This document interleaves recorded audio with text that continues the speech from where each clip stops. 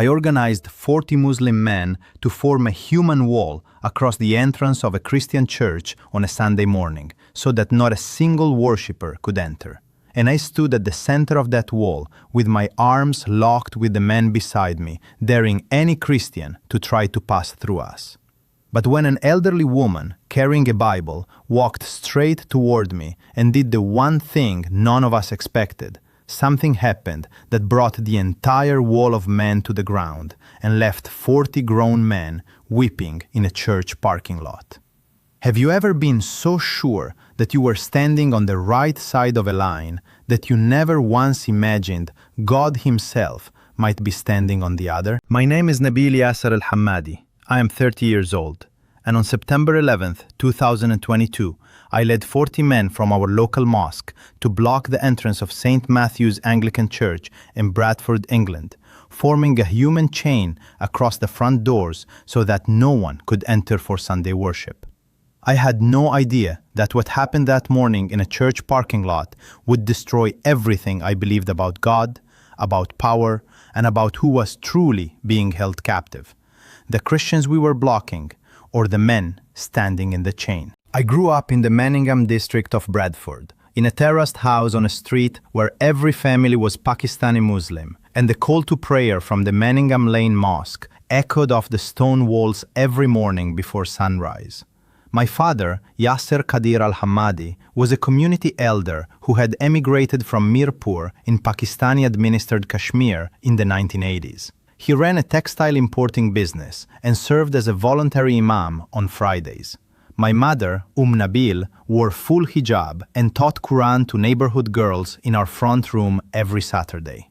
The house always smelled of lamb karahi and fresh roti, mixed with attar perfume she dabbed on before prayers.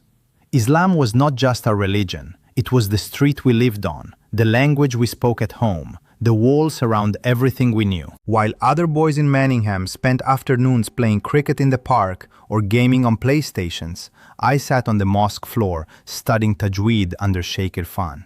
By 14, I had memorized the entire Quran. The elder said, "Allah has blessed your parents with a special son." I never missed a single prayer, not even when bronchitis had me coughing through every rak'ah or snow made the streets impassable. During Ramadan, I fasted without complaint and added voluntary fasts on Mondays and Thursdays. My devotion came from a place so deep it felt like my own heartbeat. But alongside devotion grew something harder. My father taught me that Christianity was a corruption of God's truth, brought by British colonizers. He said every church in Bradford was a monument to the lie that a man could be God. He told me Christians practiced shirk, the unforgivable sin. By 17, I had joined a youth group dedicated to protecting our community from the Christian threat. We leafleted outside churches, organized petitions against building permits, and stood on corners during Sunday mornings, counting which Muslims entered Christian buildings. I believed every act was service to Allah. By 28, I had completed my degree in accounting from the University of Bradford and was working at a mid-sized firm in the city center.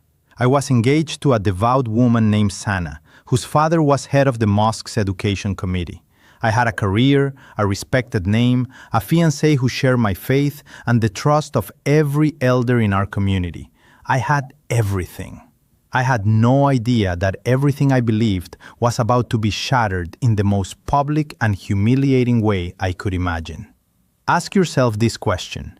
Have you ever built your entire life on something you were completely sure would never break? Everything started because of a rumor. Word spread that St. Matthew's Anglican Church, 4 streets from our mosque, had begun an outreach program targeting young Muslims, offering free English tutoring and meals with the hidden purpose of converting teenagers. The thought made me sick with rage. I brought the issue to Sheikh Irfan. He said, "They are fishing in our waters. Someone must show them our community will not be silent." I proposed the blockade that evening. Sheikh Irfan approved. My father placed his hand on my shoulder and said, "You are doing what is right." I had no idea that the Jesus whose church I planned to shut down was preparing to open a door inside me that no human chain could ever block. Recruiting 40 men took less than a week. Tariq was my right-hand man, a postgraduate student in Islamic studies. Imran was a taxi driver whose teenage daughter had been invited to a church youth event. Bilal was a warehouse worker, broad and tall, whose presence alone could make people change direction. Asif was my cousin, loyal to a fault, and 36 other men, from university students to retired shopkeepers, all believed we were defending our faith. Tariq scouted St. Matthew's the previous Sunday and reported that the main entrance had double wooden doors with a short path from the pavement. The morning service began at 10:30. Our plan was simple. Arrive at 9:45, form a chain across the entrance before any worshippers, and stand in silence until service time passed. No shouting, no signs. Just 40 Muslim men standing as a living wall. The night before, I prayed tahajjud at 3 in the morning in my bedroom, with the curtains drawn against the orange streetlight outside. I asked Allah for strength and unity. But as I pressed my forehead to the carpet, I felt something I could not explain. A heaviness on my chest, a pressure that had nothing to do with nerves, like a hand pressing down on my ribs. I opened my eyes and looked around the dark room. Nothing. I told myself it was Shaitan trying to weaken my courage. I barely slept. Have you ever been so convinced you were defending truth that you never stopped to question whether the God of truth was actually on your side of the line? We arrived at St. Matthew's at 9:40 on a gray September morning. The sky was overcast, and the air smelled of damp stone and car exhaust. The church was a Victorian building of dark brick, with a square tower and tall arched windows filled with stained glass that looked black from the outside. The wooden doors were painted red. A small notice board beside them read, "All are welcome in this house." 40 men formed a chain across the entrance. We locked arms. Tariq stood to my left, Bilal to my right. Imran, Asif, and the others stretched across the full width of the path and spilled onto the pavement on either side. We were an unbroken wall. We stood in silence. The first worshippers began arriving at 10 past 10.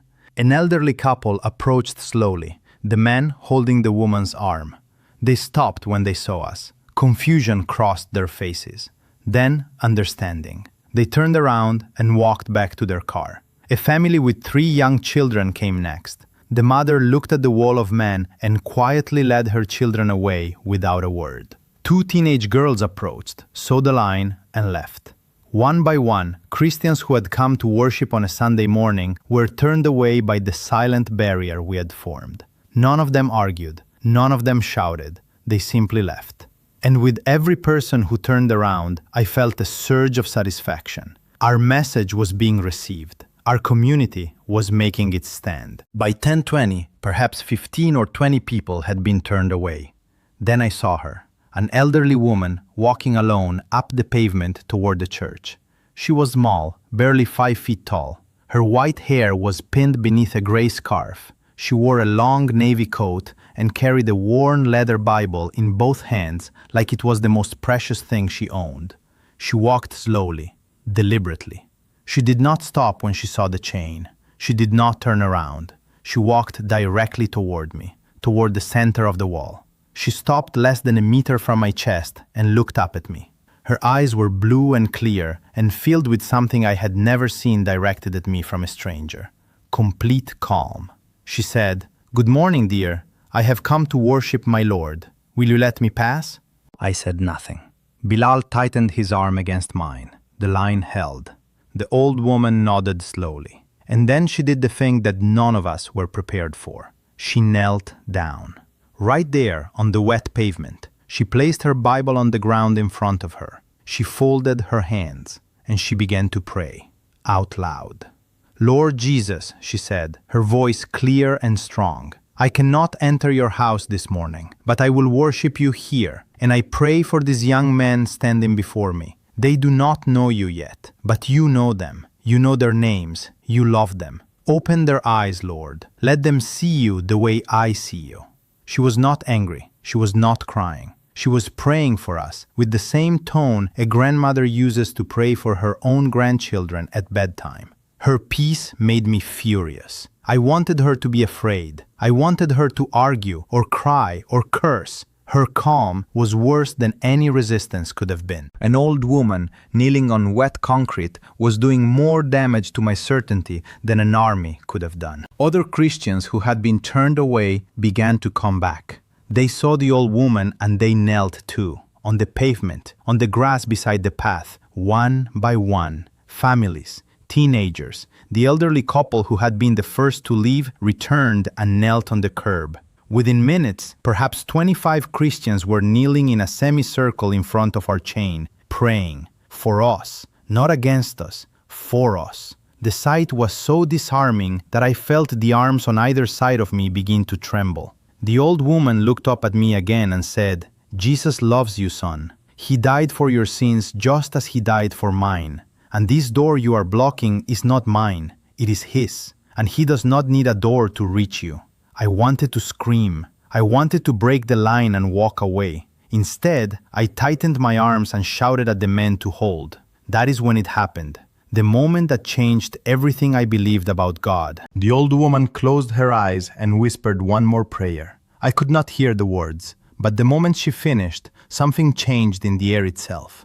I felt it in my chest first.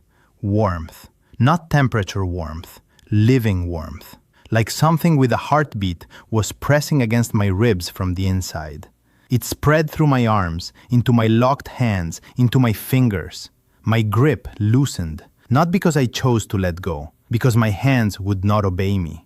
Then the light came.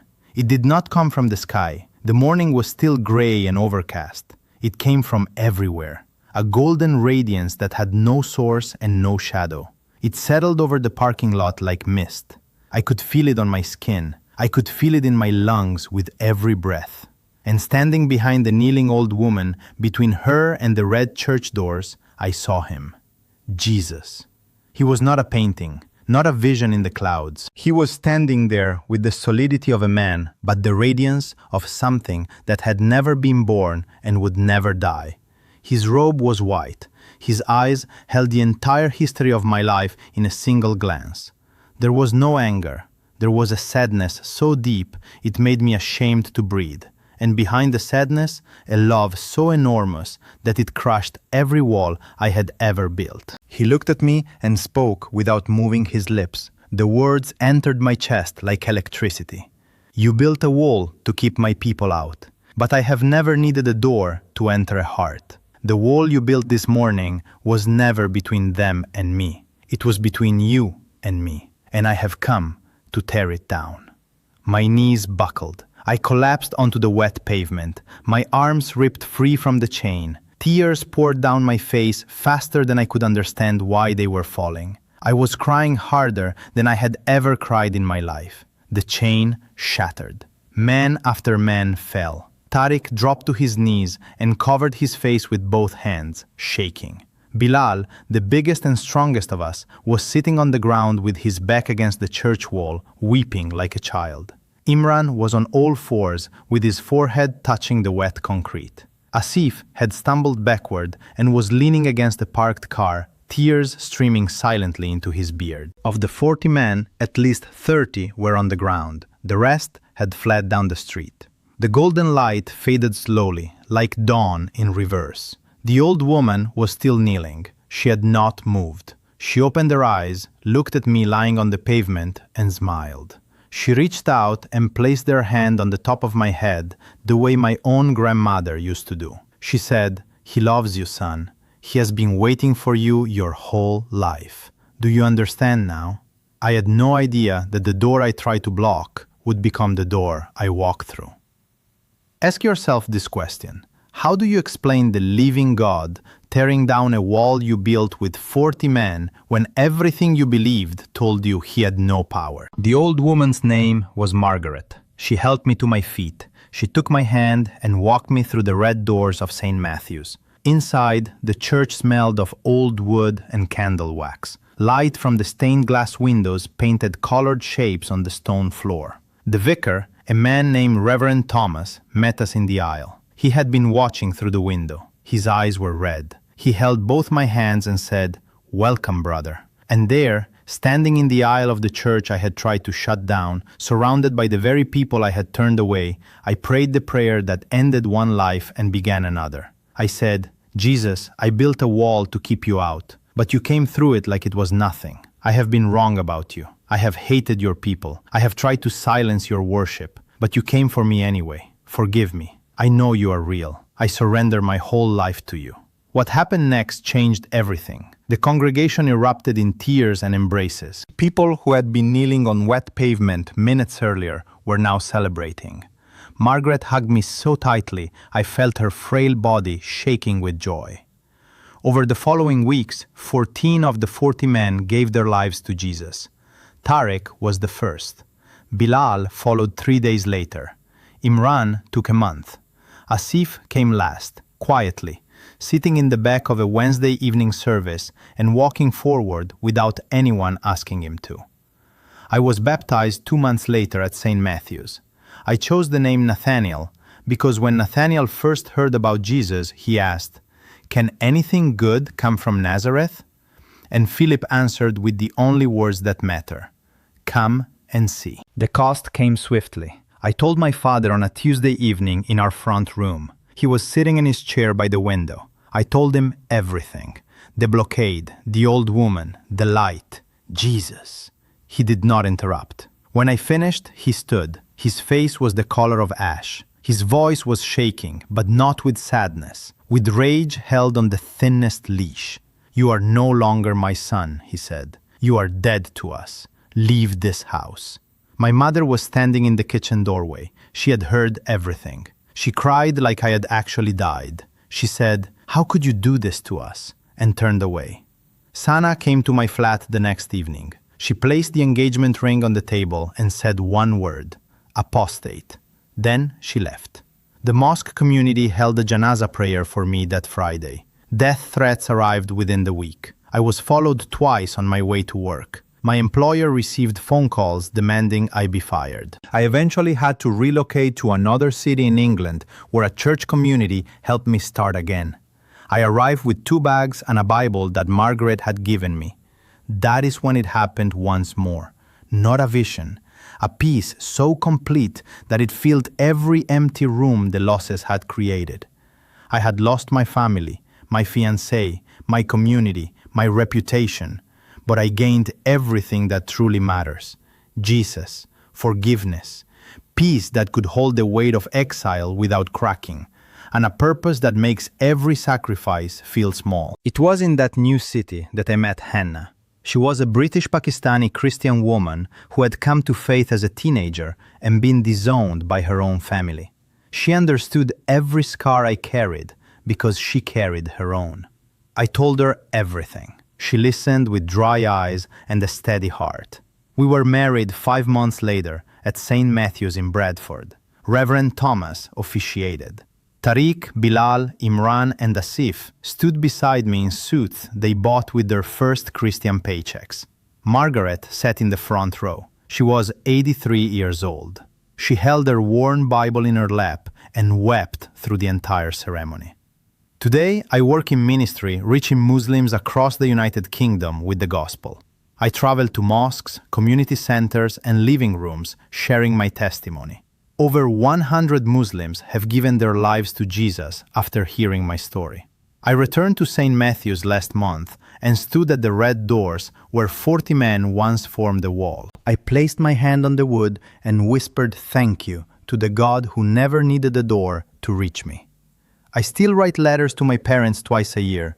I tell them I love them. I tell them about Hannah and about our son, Adam, whose morning prayer is, "Jesus, thank you for knocking down walls." No response from my father. But my mother sent a short message through my aunt last Ramadan. It said, "I have been praying. I do not know to whom anymore." I hold those 10 words closer than anything I own. Ask yourself this question.